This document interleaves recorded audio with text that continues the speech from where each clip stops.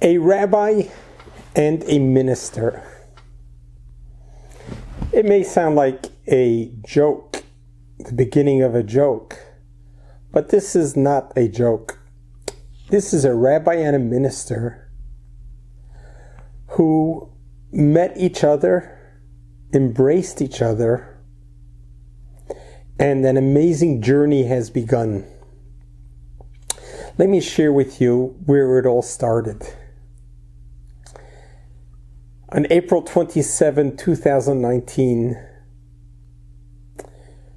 was a day that my life and the life of many of my congregants will never be the same.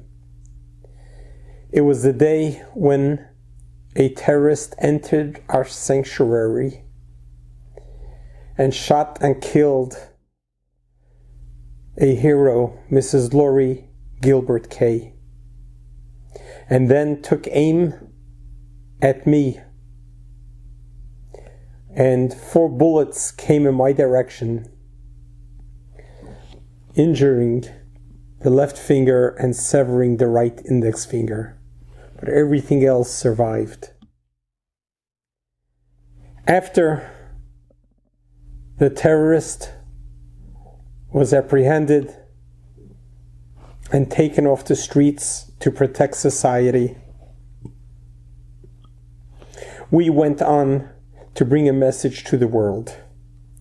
I realized at that moment that surviving a mass shooting and being at death's door and surviving nearly certain death was for a purpose and a reason. And I really didn't know what that reason was. I wasn't really sure. Why did God spare me? What is it that God wanted me to stay around on this world? For all means and purposes, I should have never survived that terrible terrorist attack, the mass shooting at Chabad of Poway. But yet, I survived it. I took my survival very serious and realized how every day is a gift from God more than ever before. And realizing that from that moment on, this is my bonus round, I will be dedicated and committed to wherever God wants me to go and be. And King David writes in chapter 31 of the book of Psalms, God will decide man's footsteps. I surrendered to God, and I said, wherever you take me, I will go. Wherever you lead me, I will go. And my journey has thus begun. In addition to press conferences and interviews on all the major networks talking about the aftermath of this horrific shooting, this was in United States history the second synagogue to be attacked. The first synagogue to the day 6 months before in Pittsburgh. And 6 months to the day was our synagogue. I focused not on the terrorist, not on the tragic event, because we cannot help what other people do. There's nothing we could do about it. But we could decide how to react. And therefore, my reaction was to walk around in triumph, standing tall, and teaching the world that where there's darkness, we push it away with light. A little bit of light pushes away a lot of darkness. Thus, the day after the attack, the presidents of the United States of America, the president of the free world, called me up in my house and offered me support.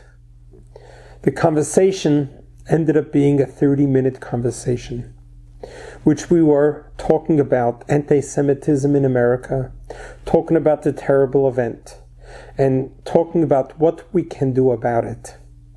At the end of the conversation, I said to the president, "Thank you for your call. I would love to meet you in person one day." The very next day, I received an invitation from the White House to join the day of prayer. I flew out to Washington with no expectations whatsoever. I was planning to be a spectator, sitting with the crowds of the people who are there in the Rose Garden. And as I'm sitting by the Rose Garden, I get signaled by one of the chief of staffs, and they called me over and they said, please follow me. And they lead me into the White House, and I've never been to the White House before. I've never been to Washington before. And they lead me all the ways into the Oval Office, where I had a chance to meet the president and his wife. And I spent quite some time in the office discussing some very important issues. Afterwards, we went out to the Rose Garden, where the president introduced me and asked me to say a few words, totally catching me off guard, not knowing that I'm going to be talking at a podium where 27 million viewers were watching at the time, and who knows how many more around the globe. And once again, I looked up to heaven and I says, God, I will be your lips. Put the words in my mouth. And as I spoke from my heart. And I spoke about the importance of recognizing that we cannot control what other people do, but we can control how we react. And therefore we need to react with random acts of kindness. We need to act by bringing a moment of silence to the public schools so children can begin valuing life. We need to react by pushing away as much darkness as possible throughout the world. And that's something that we can do. After I finished my talk, there were several ministers and priests and rabbis who were there in the audience. As I finished and the president left, a gentleman walks up to me. He introduces himself, says, my name is Mr. Mike Evans. And I shake his hands and he gives me a warm embrace. And he says, Rabbi, I was very touched by everything you have said until now, and especially now. I want to do something for your congregation. I want to sponsor, to have a security guard, a live guard, to stand outside your synagogue for the next year. And I said, that is so beautiful. It's such a great gesture. We're so much appreciated. And we exchanged phone numbers.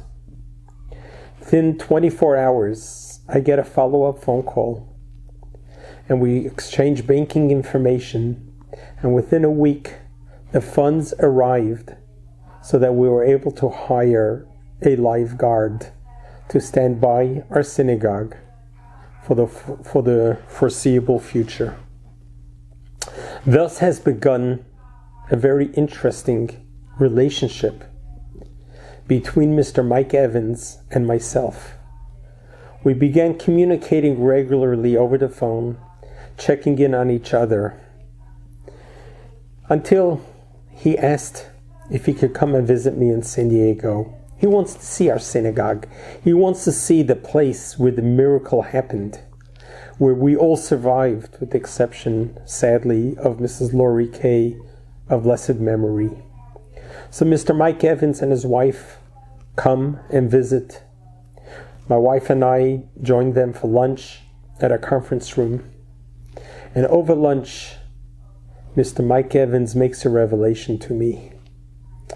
And he tells me, Rabbi, I want you to know that my mother was Jewish. I was born Jewish. However, my father was a terrible anti-Semite. And he used to beat my mother terribly. And I was just a little kid and I couldn't do anything about it. And it frustrated me so much to see my terrible father treat my mother like this, that as I got older, I made a vow that I couldn't protect my mother from my father, an anti-Semite that was living in our home, I will commit the rest of my life to protecting the Jewish people and Israel. Mr. Mike Evans, being a minister, he brought his ministry to Israel, and he created the organization called Friends of Zion, and has set up in Jerusalem a center that doing good and kindness for so many, especially Holocaust survivors, providing them housing and providing so much good and kindness to all. After Mr. Mike Evans revealed his secret to me, I looked up to him and I explained to him. I says, Mr. Mike, a Jew is always a Jew. A Jew, born a Jew, will die a Jew. You cannot undo your Jewishness. You cannot walk away from Judaism, because Judaism is about your soul. It's not about your religion that you practice. It's about your essence, who you are. And because your mother was a Jew, and in Judaism goes through the mothers, and because your mother was a Jew, that makes you a Jew. And therefore, you are entitled to have a bar mitzvah. You should have seen the look on Mr. Mike Evans' face hearing that. I said, Mr. Mike Evans, would you like to have a bar mitzvah? And I marched with him to the sanctuary, and we walked up to the ark, and I took out a pair of tefillin, which are phylacteries, which is 2 leather boxes that when you're bar mitzvah, you begin wearing it. You wrap it on your arm, facing your heart, and on your head, representing the bond, the connection that our heart and mind is with God. That's what we do at a bar mitzvah. And I wrapped it around Mr. Mike Evans' arm. I put it on his head, and I said the prayers with him. Tears were rolling down him. And he says, Rabbi, I'm 72 years old. I have always wanted to have a bar mitzvah, and I always felt left out by not having a bar mitzvah. You have no idea what this means to me. And I looked up to him. I just said, Mr. Mike, you have a Jewish soul. You are a Jewish man. No matter what your 72 years of life has led you to, today is the day that you have your bar mitzvah. Today is the day that we cement your relationship with God. And we hugged and cried together, realizing from the darkness of this terrible terrorist attack shines a new light, was able to fulfill a long-lasting wish of a minister nonetheless, who has revealed his Jewish heritage. Our relationship only got closer since then. Mr. Mike Evans, who has been at the forefront of doing whatever he can to protect Israel and the Jewish people, has truly demonstrated the greatness of humanity. That even though he may have lived his whole life with a different religion, but he recognizes that we are all God's children and how we all need to love and respect each other. A staunch supporter of Israel, he's been there from the days of President Menachem Begin, personal friends with Prime Minister Bibi Netanyahu. As he comes to Israel, he's always welcomed. He mentioned to me he's been to Israel too many times to count, and has met the chief rabbis of Israel all the time, but no one has ever asked him about his Jewishness or to have a bar mitzvah.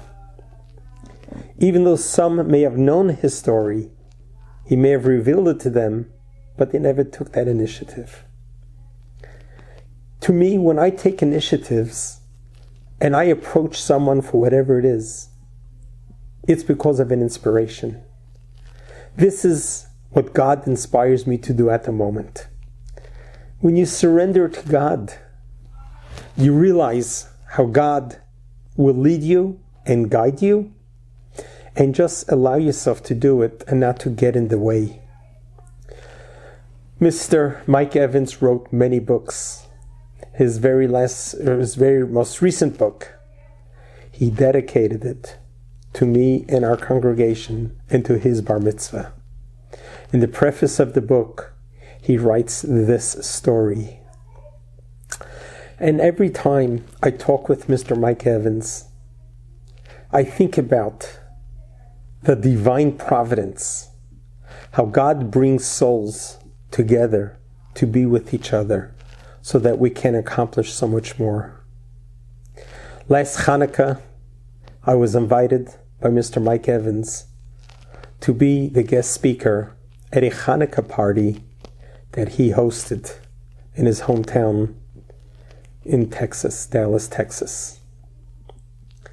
I felt so privileged and honored to reciprocate and to be able to be there for Mike Evans.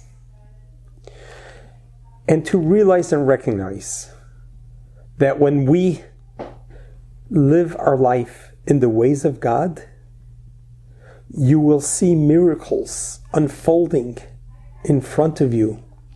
You would see miracles happening, some in a revealed way, some subliminally, and some in a very, very secretive way, concealed, but will be revealed later.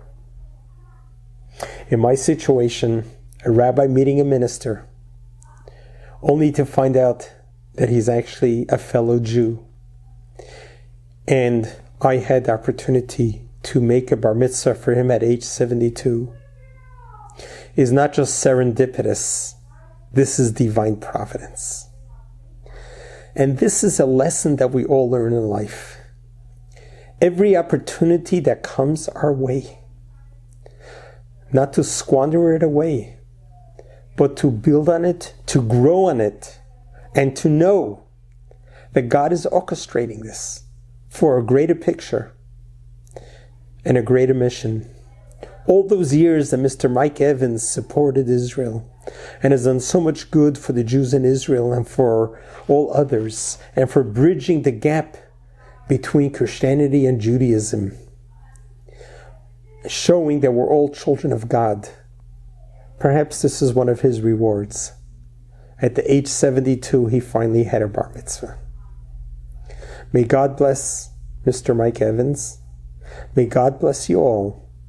May we all recognize that everything that unfolds in front of our eyes is with divine providence. And God only directs us and leads us in the right path for the right reasons. God bless you. God loves you.